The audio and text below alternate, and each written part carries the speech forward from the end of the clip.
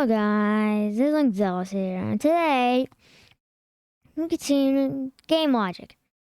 Now, the other way, let's get into it. Why screen black?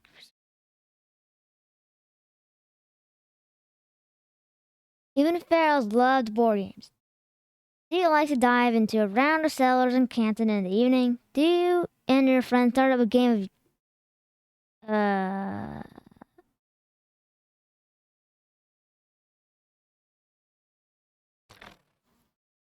after lunch? Or maybe you prefer a classic game of cards. Just as you like to play games, so do people who lived long, long ago. One way we notice is this is through archaeology. Researchers and scientists have discovered gaming artifacts while working on archaeological digs. Some of these games are still being played today.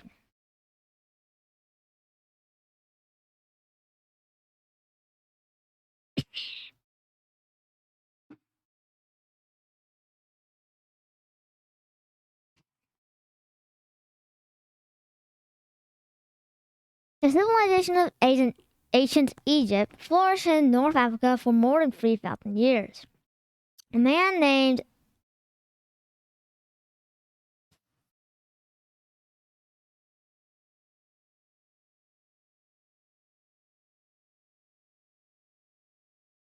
C.1341 C.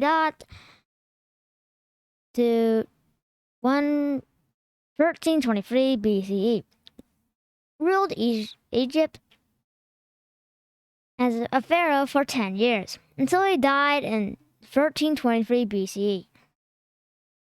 In 1922, famed archaeologist Howard Carter,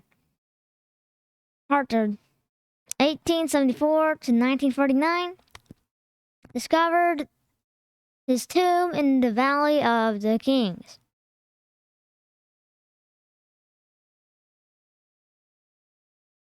When Carter opened the tomb, he unearthed one of the greatest treasures of Egyptian artifacts. Also known as King Tut, had been buried with more than 5,000 items, including a solid gold mask, a coffin, thrones, precious stones, trumpets, daggers, and 4 game boards. The ancient Egyptians believed in life after death, called the afterlife, and that they needed their belongings in the afterlife, even games. One of the board games buried in King Tut's tomb was the game of Senet. King Tut had a very ornate set, fitting for a king. The ivory game board had 30 squares, divided into 3 rows of 10. It sat on top of a oblong box with a drawer for the pieces. The box itself sat on cat legs, about that of ebony. The paws rested on golden drums.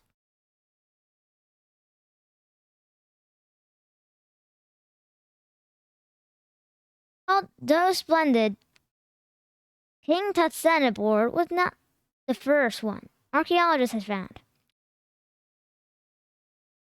Senet is sometimes called the game of 30 pieces, and it has been turning up in archaeological digs since the beginning of the 19th century. The earliest Senet game dates from the 31,000 BCE, that when the civilization of ancient Egypt began. It's amazing to think that a board game saw the rise and a fall of a powerful ancient civilization.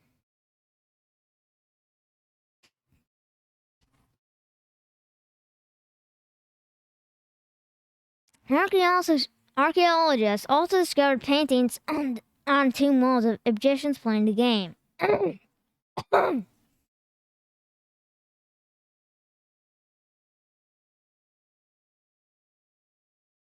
One painting even showed players boasting over who would win the game. Senate has been found scratched into temple floors as well as drawn on papyrus. Papyrus scrolls. The Senate is mentioned in the Egyptian Book of the Dead. It describes playing Senate as one of the occupations of the dead. Dice.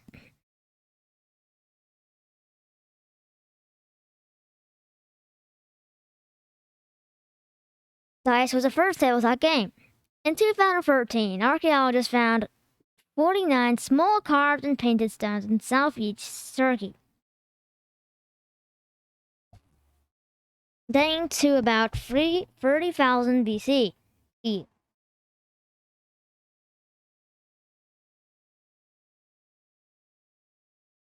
5,000 years ago.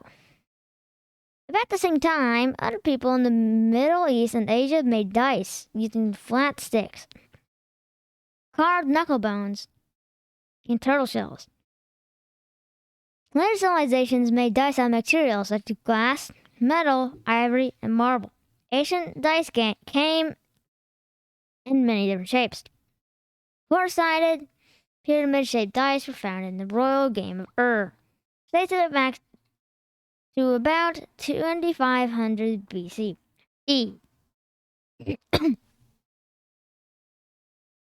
Archaeologists found cube-shaped dice in China dating to 600 BCE and in Egyptian tombs from 2000 BCE.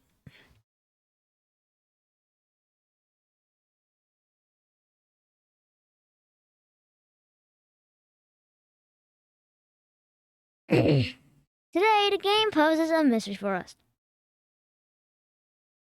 No one is quite sure how to play it. No instructions have been found. Some modern game makers have tried to come up with their own rules.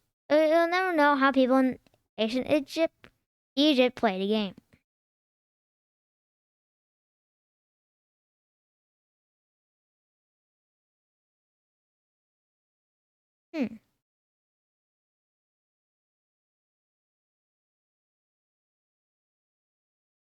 This seems quite complicated.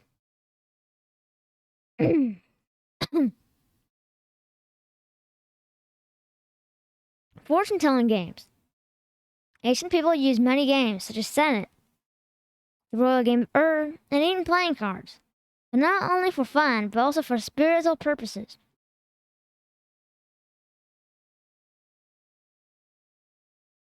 The players might have thought the game foretold the future, gave them a peek into the afterlife, or even let them speak to the dead. Some modern players still use tarot cards to tell fortunes too. Why? One reason might be the way our brains work. Human brains are very good at recognizing patterns. This ability helped early humans survive. You could easily pick out a leopard hiding in the trees, or tell a poisonous mushroom from one that's safe to eat. Today, we use pattern recognition to find our way home. Diagnose disease, and discover new planets. However, humans tend to assign meaning to some patterns, even when there isn't any.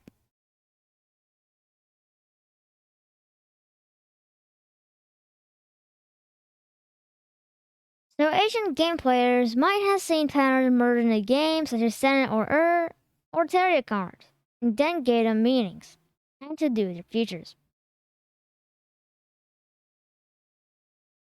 But does this matter? Game experts point out that the rules to games change quite a lot as time passes and new generations pick up the game.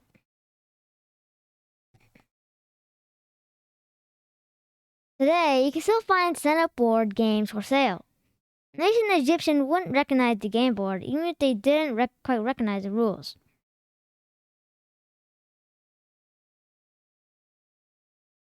Some experts on ancient Egyptian think Senate was more than just a game.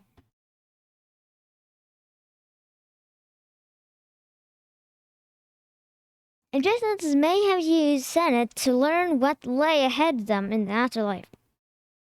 Perhaps they even used the game to contact the dead.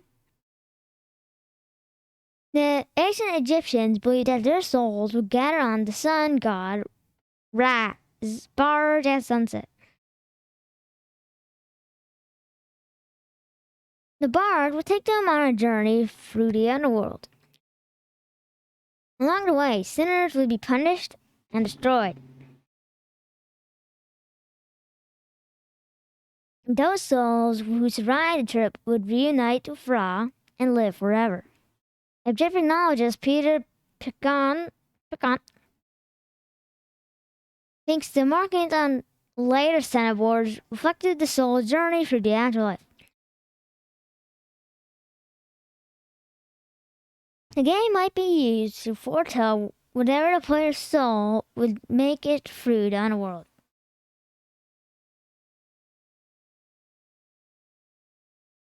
Royal Game of Ur, 26500 BCE. Howard Carter also found a royal game of Ur in King Tut's tomb. Like Senate, the royal game of Ur is much older than King Tut himself. Archaeologists first discovered this game in the royal tombs of Ur, in what is now in southern Iraq.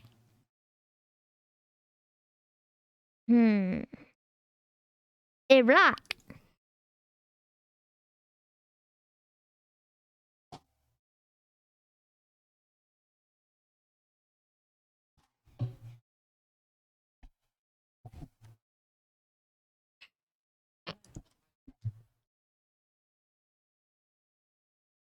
Founded around 4000 BCE.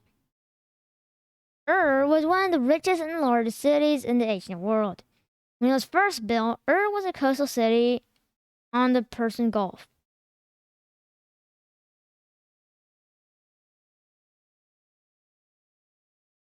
And that is for today's video. Hope you enjoyed, and I'll see you again very, very soon. Later. You've hit red by that.